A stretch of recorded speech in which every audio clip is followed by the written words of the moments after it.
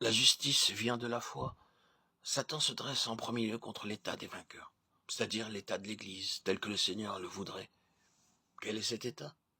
C'est la justice qui vient de la foi. Bien-aimés, découvrez la justice qui est la justice même de Dieu. Et vous avez complètement et en tout point démoli Satan. Vous êtes débarrassé de tout ce que représente Satan, de tout le terrain de son activité et de son espoir. Vous êtes débarrassé de tout le côté de l'activité de Dieu qui a trait au jugement. Donc Satan est défait dès que vous trouvez la condition de justice qui est celle de Dieu, c'est-à-dire sa propre justice. Pour maintenir sa position et faire son œuvre, Satan doit trouver un terrain d'injustice, produire une condition d'injustice, amener un peuple dans une position d'injustice. Vous pouvez parcourir toute la parole de Dieu et découvrir combien cette seule chose est mise en évidence. La force de Satan se manifeste toujours là où la justice fait défaut. Le royaume de Satan n'est pas simplement une chose officielle, mais il concerne le domaine moral. Bien sûr, à proprement parler, le royaume de Satan est une chose dépourvue de morale, entièrement immorale. Mais je pense que vous comprendrez ce que je veux dire. C'est donc une question d'état moral.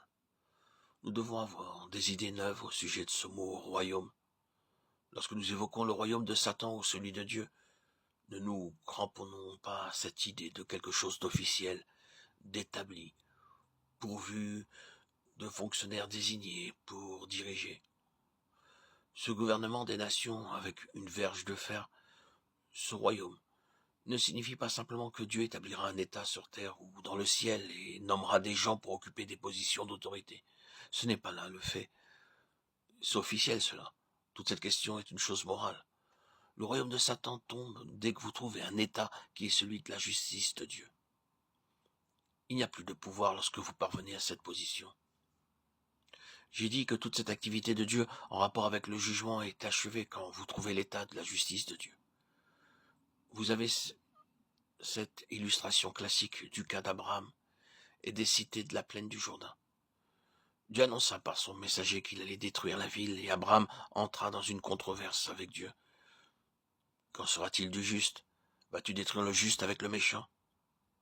Dieu répondit non, je ne peux pas faire cela.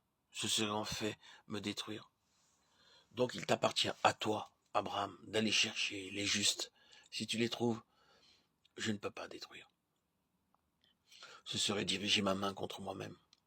Alors pour ainsi dire, voilà Abraham, s'en allant de tous côtés à la recherche d'un nombre qui, pensait-il, justifierait son appel à Dieu, serait une base adéquate pour répondre à l'exigence de Dieu. Mais il dut réduire et réduire et réduire encore. 5 justes. Non, il n'a pas pu trouver 5 justes. Ainsi donc Dieu est justifié dans le jugement. Si Abraham avait pu trouver parmi ceux de Sodome une parcelle de justice qui vient de Dieu, le pouvoir de Dieu de juger aurait été suspendu. La justice est une chose immense, celle de Dieu, non pas la nôtre. Et toute notre justice est comme un vêtement souillé. Il n'y a aucune justice en nous. Non, la justice de Dieu est ce qui est devant nous, donc ici, et cela bien avant le temps d'Abraham, depuis le temps d'Abel, et en poursuivant tout au long des Écritures. La question primordiale est celle de la justice qui vient de la foi. Nous nous souvenons de la lettre énormément vaste et soigneusement argumentée de Paul sur la justice, qui est par la foi en Jésus-Christ.